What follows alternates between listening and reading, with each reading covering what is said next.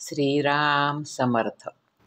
जयाचा जनी जन्मनामार्थ झाला, जयाने सदा वासनामात केला.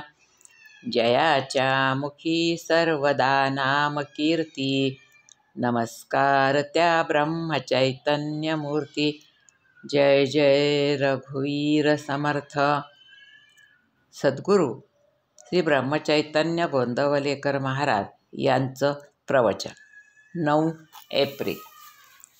संत हे भगवंताची आठवण देण्याचे कार्य करीत असतात. ज्याला सत्याचे ज्ञान झाले तो सर्वज्ञच बनला आणि जे या सत्याला धरून राहतात ते संत होत. संत आपल्याला मार्ग दाखवायला तयार असतात, परंतु आपला अभिमान आड येतो आणि आपण संतांना नावे ठेवतो. एक जण संतांना उद्देशून म्हणाला, तुम्ही आमचे नुकसान करता. अपकार करण्यावरही उपकार करायला सांगून आम्हाला मेषपात्र करता. वास्तविक आपल्या संतांनी कर्माचा ढीग पाडला आहे, पण त्यांच्या आणि आपल्या कर्मामध्ये फरक आहे. राम करता या भावनेने त्यांनी कर्म केले.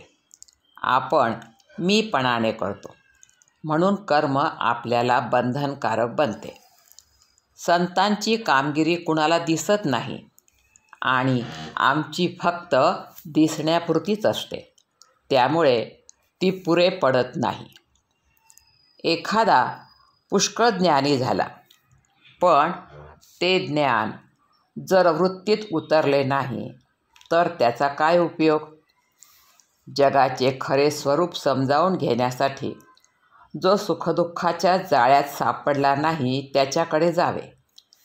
तो साक्षीत्वाने राहून जगापासून अलिप्तच राहतो.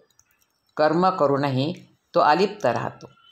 आपण मात्र सुखदुःखात गुरफटून जातो. संतांचे अंतःकरण शुद्ध असल्यामुळे त्यांची शिव्यांची भाषासुद्धा न बोचणारी, किंबहुना आशीर्वाद रूपच ठरते. सत्पुरुष काही विद्वान नसतात. अतिविद्वान मनुष्य कोणी सत्पुरुष झालेला ऐकिवात नाही. कुणी 8व्या वर्षीच घरातून निघून जातो, तर कुणी लग्नातून पळून जातो, तर कुणाला लिहायला वाचायलाही येत नाही. असे लोक सत्पुरुष झालेले आढळतात. संतांनी देह सोडल्यावर सुद्धा लोकांना त्यांचे अस्तित्व भासते. लहान मूल बाहेर खेळत असते, परंतु मध्येच त्याला आईची आठवण होऊन ते तिच्याकडे धावते.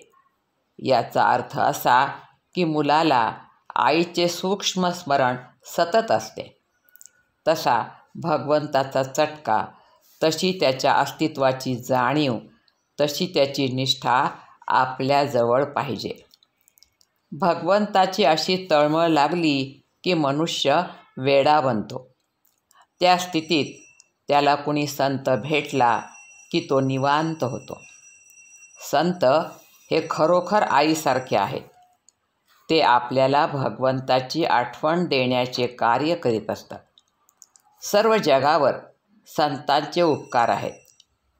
त्यांनी परमात्म्याला सगुणात आणले आणि तो आपल्याला सुसेव्य केला. परमात्म्याला आपलासा करून घ्यायला नामस्मरण हे सोपे साधन दिले. एकनाथी भागवत, ज्ञानेश्वरी असे सोपे सद्ग्रंथ निर्माण केले आणि यथाशक्ती अन्नदान करणे हेच कलियुगात उत्तम साधन आहे असे सांगितले. या 4 गोष्टी आचरणात आणायचा प्रयत्न ज्याने केला त्याला काही कमी पडणार नाही. नेहमी समाधानच राहील. आजचे बोधवचन. जग संताशिवाय असणे शक्य नाही. आम्हाला त्यांना ओळखता येत नाही.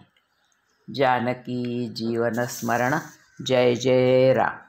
श्रीराम समर्थ.